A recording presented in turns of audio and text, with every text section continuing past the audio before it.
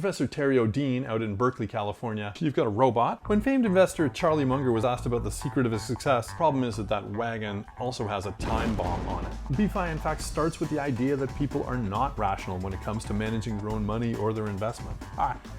It's easy to think clearly here. You're undisturbed by irrelevant factors and the noise of business investments. Hi, Capital Rev. Patrick here. What is it to be rational?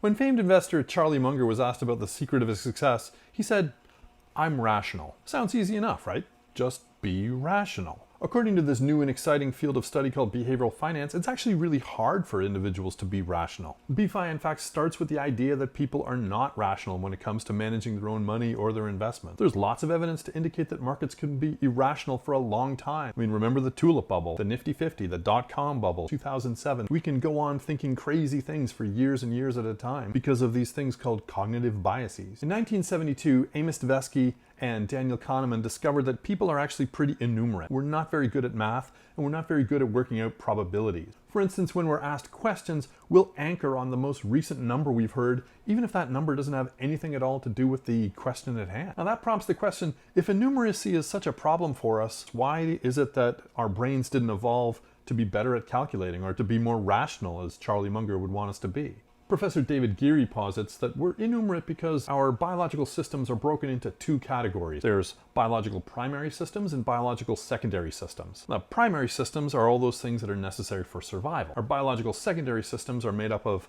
things like higher mathematics, cultural shared experiences, language, and so on. On the plains of Africa, where we spent most of our time as a species, math wouldn't help you survive very much, whereas the ability to move, understand space, possible predators, that stuff did help you survive, so that's what was evolved. And if you think about it, it makes sense that we're not great calculators. I mean, 85% of our brains are made up of the cerebrum, and among other things, the cerebrum's responsibilities involve voluntary movement, reflexes, senses, and coordination, all that stuff that we needed to survive for most of our evolutionary history. Is it any wonder there's not a lot of space left over for rational calculation? Fun fact alert. Do you ever wonder how much the adult human brain weighs? The adult human brain weighs about 1.5 kilograms or about 3 pounds. And our brains are greedy suckers. Even though they make up only 1 to 2% of our bodies, they consume 20 to 30% of the calories that we eat. In fact, the brain consumes so many calories, it produces enough energy to light a light bulb. Why does something as strange as a light bulb indicate an idea? Well, the word bright in English was first used to describe the sun in the 1100s. And then Chaucer used the word bright in a poem. The first modern connection of light bulb to idea was Felix the cat. So the animators that made him couldn't actually make him talk, so what they did was they presented his emotions in thought bubbles above his head. Whenever Felix got an idea, a light bulb would appear above his head. Sadly, not all of our ideas are bright ideas. Our ability to make decisions is limited by a few things that are all wrapped up in an idea called bounded rationality. Then there's the frame problem. The frame problem is fascinating to me, at least. It says that any finite number of phenomena can be categorized in an almost infinite number of ways. The frame problem was first discovered by artificial intelligence researchers in the 1950s. In 1959, researcher Herbert Simon created something called the General Problem Solver, or GPS. Now, GPS was great at solving formalized problems or simple problems, but it didn't do well in the real world because of this phenomenon called combinatorial explosion. Combinatorial explosion is basically when the number of combinations and permutations of something explodes. Now think about the following idea. You've got a robot. That robot has a battery that it needs that's on a wagon in another room. Problem is that that wagon also has a time bomb on it. What you want is for it to pull the battery into its own room and leave the bomb in the other room. Now your first version of this robot is going to pull the battery along with the bomb into the room.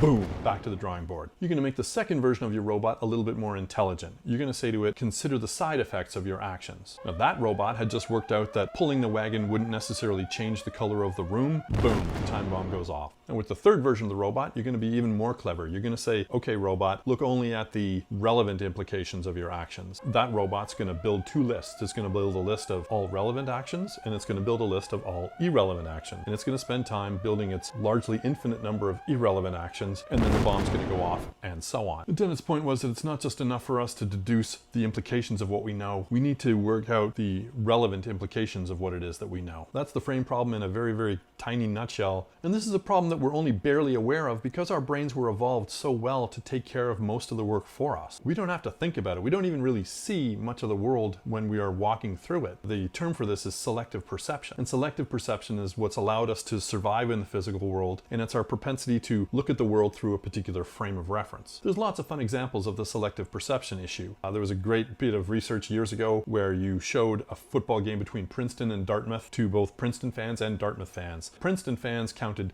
twice as many Dartmouth infractions as the Dartmouth fans did, and vice versa. We frame the world in a very specific way. We think we see it, but we only see very, very limited scope of it. You might be wondering at this point, okay, so what's any of this got to do with investing? The thing is, selective perception was necessary for our survival and is necessary for our survival, but it also leads us to make terrible investing decisions. Investors sell stocks that have gone up a little bit and hang on to losers, forgetting that big losses start out their lives as small losses. People don't sift through the thousands and thousands of available investments to them. They frame the world quite selectively based on companies that have made news recently. And oftentimes those companies that have gone up a lot in price are newsworthy. Those are the ones that catch our attention, and those are the ones that are most likely that we're going to buy. Professor Terry O'Dean out in Berkeley, California, looked into this phenomenon and found that the stocks we sell go on to outperform those ones that we hang on to. So it's not a rational thing to hang on to our losers and let our winners go. So that prompts the question, what should you do? How do you solve this problem? Well, try as best you can to imitate that investment rock star Warren Buffett. Buffett doesn't rely on technology. Legend has it that he only uses a computer to play bridge. Also, he's quite contemplative. He doesn't get too emotionally wrapped up in markets, which is very, very hard to do given the nature of the modern capital market. And when once asked why he lives in Omaha and works in Omaha and not in New York,